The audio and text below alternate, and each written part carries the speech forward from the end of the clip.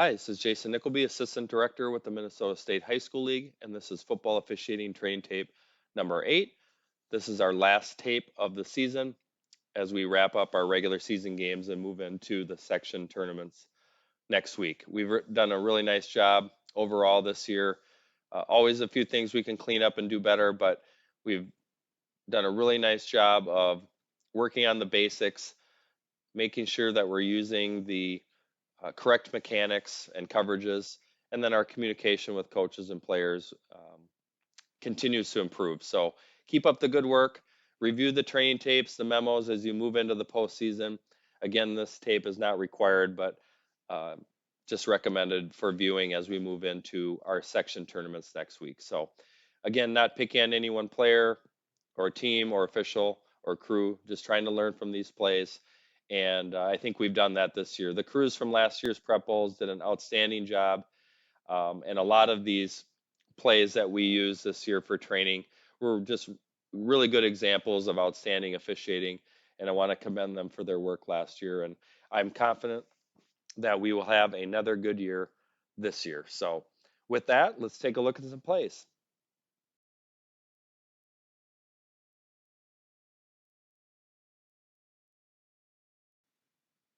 On this first one, I want to talk about our mechanics as well as illegal forward pass. So, you'll see on this play that the quarterback number 2 is going to roll out towards the top of the screen and find an open receiver at the sideline. We maintain the line of scrimmage as the line of scrimmage official, which is what we are asking for mechanically. Again, to help on low blocks, but also to help on this particular action, which is the potential for an illegal forward pass as the passer may cross the neutral zone. So remember, when we're looking at illegal forward pass, we're looking for both feet to be completely across the neutral zone. So you see that the neutral zone in this particular case is at the 24.5 yard line. And at the time of release, the passer's back foot is at the 24.5. So this would not be an illegal forward pass, but it is pretty close. And again, we want to make sure that we're clearly across the neutral zone, both feet, for us to have an illegal forward pass. In this case, we do not. It's right on. We maintain our position at the line of scrimmage as the line of scrimmage official, which is critical for getting a play like this correct, in addition to an ineligible receivers downfield and so forth. But in this case, we're looking at potential illegal forward pass. We need to have both feet across the neutral zone, clearly across. In this case, the foot is at the neutral zone at the time of release, therefore no foul for illegal forward pass. And this is properly done judgment wise and mechanics.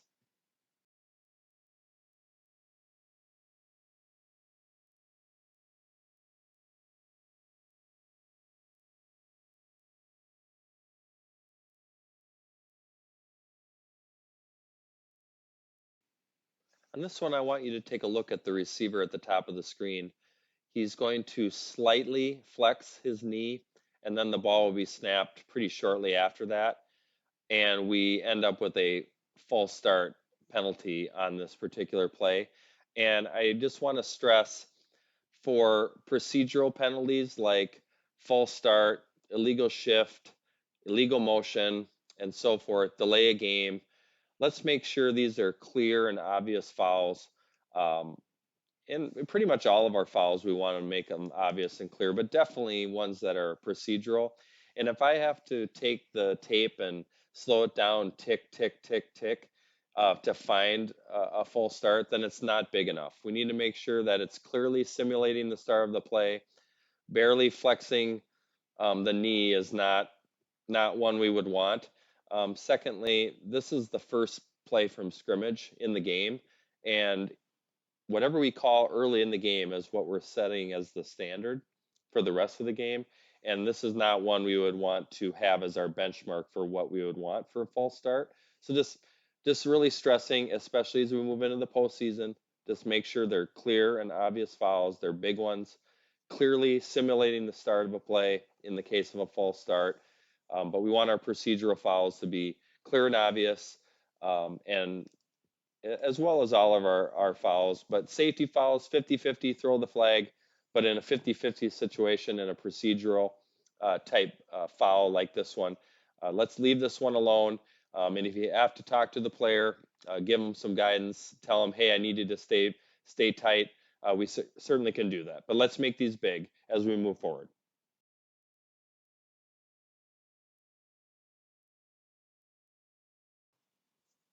On this one, we're going to take a look at goal line mechanics and talk about double action and forward progress. So on this play, you see that we have a snap inside the 5-yard line, and we are going to have a really tight play at the goal line, and we're going to have an excellent ruling by the line of scrimmage official at the top of the screen for short of the goal line.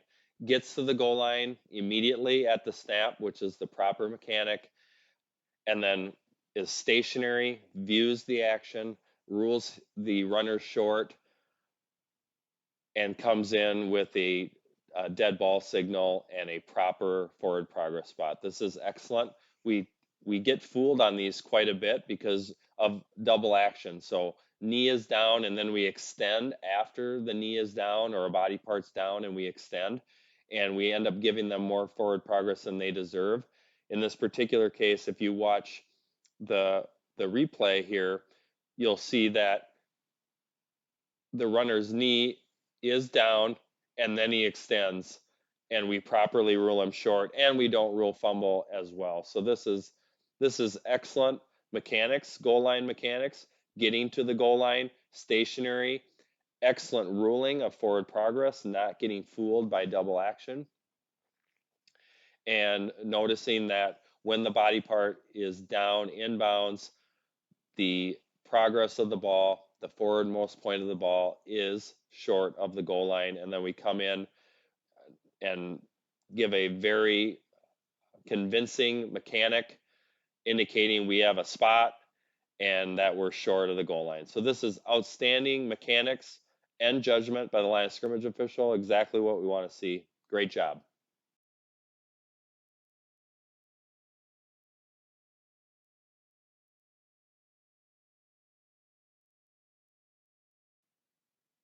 Okay, on this play we have a try for point, and we're going to have a fake that they ultimately run in for 2 points, which is the proper call. A couple things I want to point out with a play like this. First, when we run trick plays, fake field goals, uh, fake punts, etc., onside kick, we need to be by the book rules wise. If we are not to the letter on the rule book in those kinds of plays, uh, they need to be, we need to have a foul or shut them down or whatever the case may be. So, for example, in this particular case, because it's a fake field goal, fake try, the holder needs to have his knee off of the ground when he rises to run or pitch, etc. And if he does not, he would be down. We need to hold them to that rule if they're going to run a fake play like this. And that can be found on page 50, which says that the ball becomes dead and the down is ended when a runner goes out of bounds, is held so his forward progress is stopped, or allows any part of his person other than the hand or foot to touch the ground, with the exception of the ball remains live if at the snap, a place kick holder with his knees on the ground and with a teammate in kicking position catches or recovers the snap while his knee is on the ground, and then he places the ball for a kick, which he doesn't do here, or if he rises to advance, hand, kick, or pass. So that indicates he needs to rise to do this, which he does, and we handle this appropriately. Um, but again, if we're running trick plays, fake field goals, fake tries, fake punts, onside kick, etc. We need to be by the book, rules perspective wise. Also, you'll notice that the holder throws the ball up in the air on this particular play. This would be a forward pass, incomplete if it were to hit the ground. So just referees, just something to keep in mind. It's very unusual, not something that we see very typically, but just want to be reminded that when we have a play like this one from the holder, that would be an incomplete forward pass if it were to hit the ground, um, and not have possession by the receiver or whomever came in and received that particular ball. So um, the main points here: trick plays need to be by the book, rules wise. Secondly, if we do a fake try field goal, the holder does need to come off the ground if they ultimately want to uh, advance, hand, kick, or pass the ball, which is what they do here.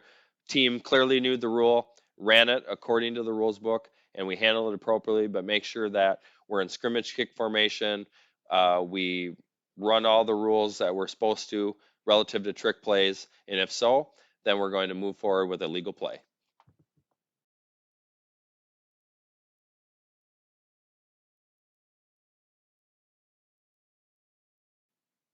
This one is just a quick reminder and illustration that we need umpires and back judges in particular to close on piles and end of run situations, mainly because of that gap of coverage in the middle of the field. And this is a good example where we come in just far enough.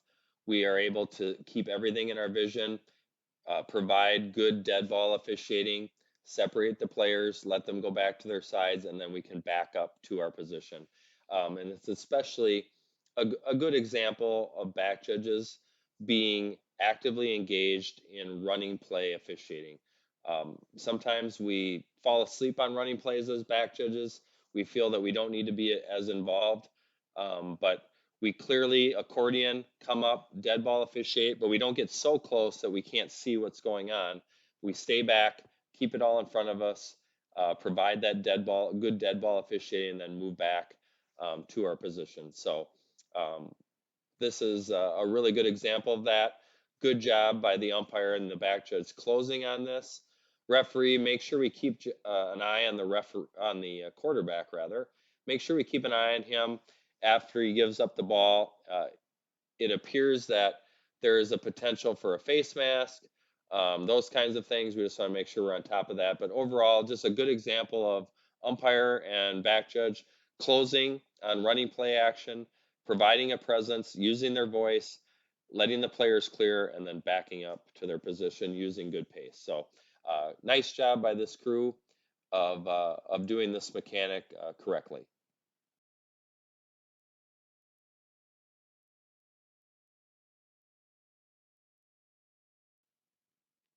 On this one, I want to talk about goal line mechanics and then how we handle fumbles and pileups. So you'll see on this play, we have a pitch play right at the goal line, gets hit pretty hard legally.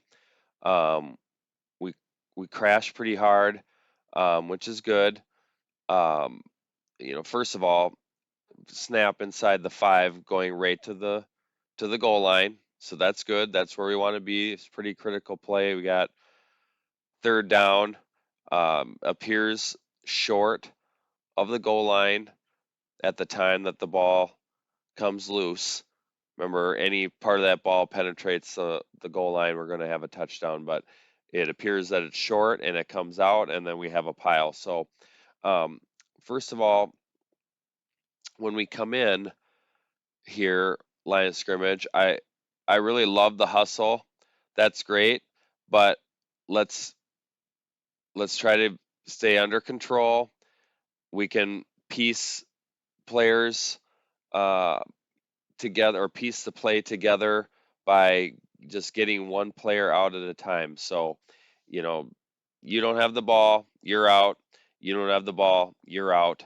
And just keep doing that until you get to the bottom of the pile and determine um, who has the ball at that particular point in time.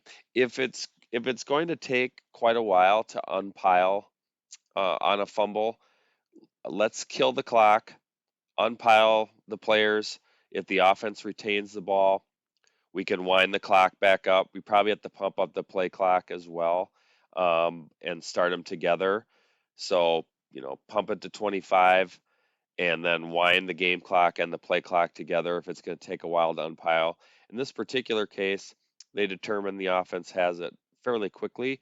So we can probably leave the game clock running and the play clock running down from 40 and probably be okay.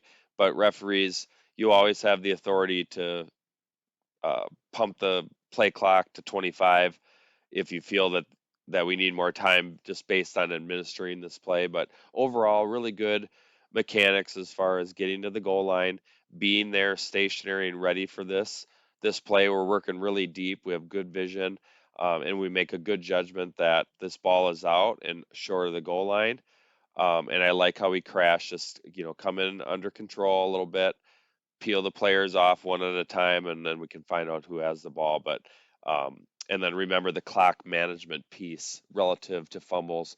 We can stop the clock if it's going to take a while, pump up the play clock to 25 or 40, whatever we think it needs, and then go from there. So well done by the crew mechanically on this play.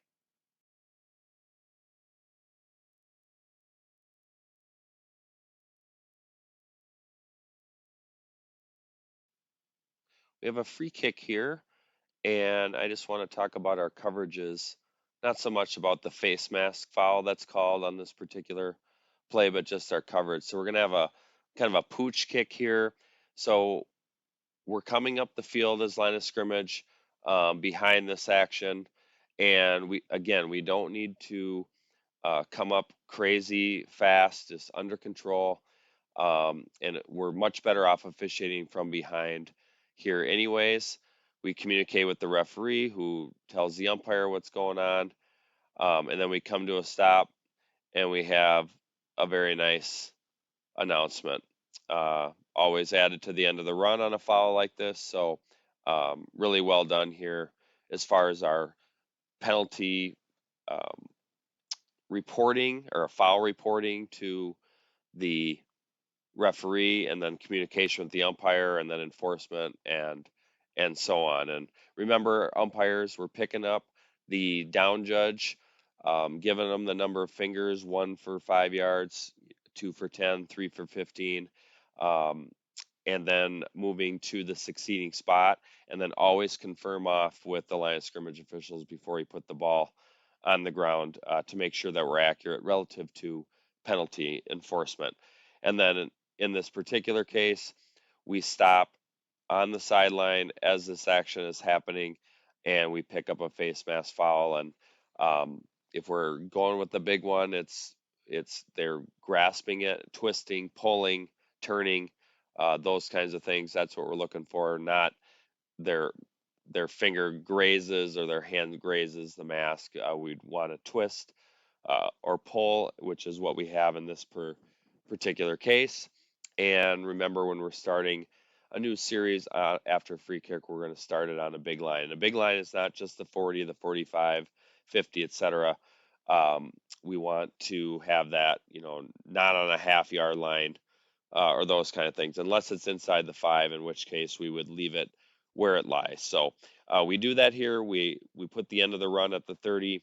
We enforce 15 yards from there. So first down and 10 for A at the 45-yard line. So good coverage, good mechanics. Just a couple reminders on penalty enforcement, our mechanics on free kicks, and just philosophy on where we place the ball to start a new drive.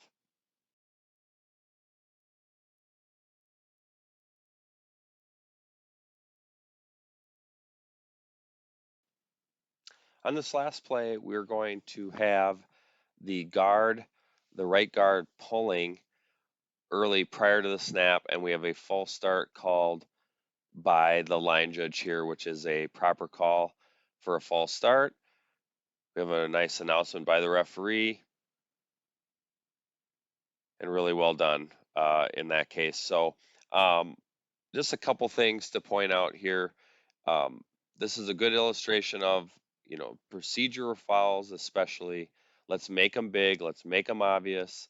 At this time of year, especially, let's make all fouls clear and obvious. And this is definitely one that if we don't call, it's a big advantage for the offense. So this is well done to get this one. But line of scrimmage, if you have a false start, let's come into the referee at least until he picks you up, then give him the preliminary signal and the number, and then we can get on with the announcement. If the umpire is down on this, or referee. Anytime we have multiple fouls, no preliminary signal to the referee until you have had a chance to have a chat about what you have. So we just don't want to go too quick, and make sure that we have the same foul before reporting that to the referee. So make sure that we have that communication with multiple flags down. So we get the big one here. Just a reminder as we go into the postseason, make fouls clear and obvious, make them big, like this one is. This is one that we want. And if we have multiple flags, make sure we're having a conversation.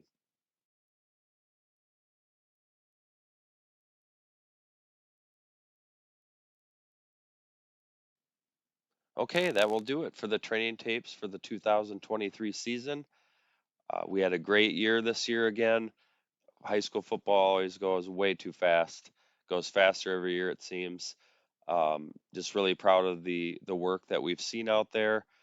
Just a couple things that as we head into the postseason, is um, make sure that we are really working hard to communicate well with coaches and players. This is a big time of year for them. Winners moving on, losers going home, and want to make sure that we're we're empathetic with them and their situation. There will be some emotion. Let's work through that.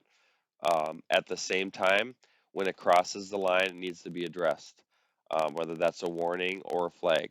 Um, and if we have to keep going with penalties until that's addressed, that's the way it goes. But hopefully, we can use our tools that we have in the tool belt, including Coach, I get it, Coach, I understand, Coach, I'll watch for it, and try to work through it that way as best we can, and give them warnings as appropriate, and then review the training tapes and the memos and the pieces that have been shared.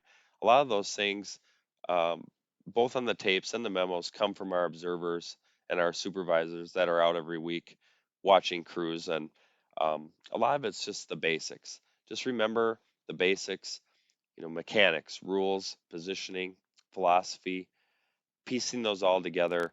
And if we do that, we're going to be in really good shape as we move into the postseason. And I'm not worried about it at all. Again, we've had a really great season, and I anticipate that the postseason will go well. Also, for those of you that have postseason games, uh, best of luck. I know you'll knock it out of the park, and then good luck to all the crews that have been selected to the state tournament. I know that you'll show everyone why you were place in that opportunity. So, and there's plenty of crews that are certainly capable of state tournament assignments. Only so many games to go around, but really, really proud again of all the efforts, and thanks to our coordinators, specifically Mike Spanier for his work as state coordinator in trying to make the Minnesota officiating program the best in the country. So, with that, good luck in the postseason. Proud of all of you. Stay healthy and safe. And we look forward to having you all back in 2024.